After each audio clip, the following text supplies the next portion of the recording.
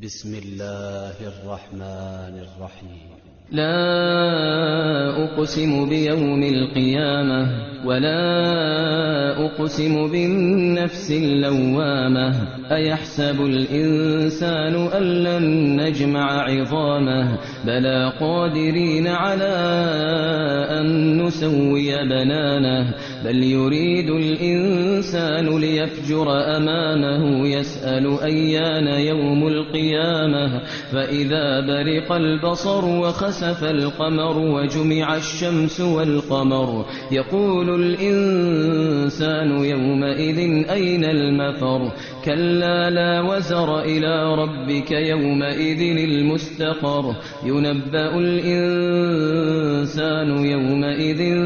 بما قدم وأخر بل الإنسان على نفسه بصيرة ولو ألقى معاذيره لا تحرك به لسانك لتعجل به إن علينا جمعه وقرآنه فإذا قرأناه فاتبع قرآنه ثم إن علينا بيانه كلا بل تحبون العاجلة وتذرون الآخرة وجوه يومئذ ناظرة إلى ربها ناظرة ووجوه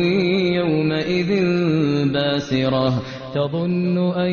يفعل بها فاقرة كلا إذا بلغت التراقي وقيل من راق وظن أنه الفراق والتفت الساق بالساق إلى ربك يومئذ المساق فلا صدق ولا صلى ولكن كذب وتولى فلا صدق ولا صلى ولكن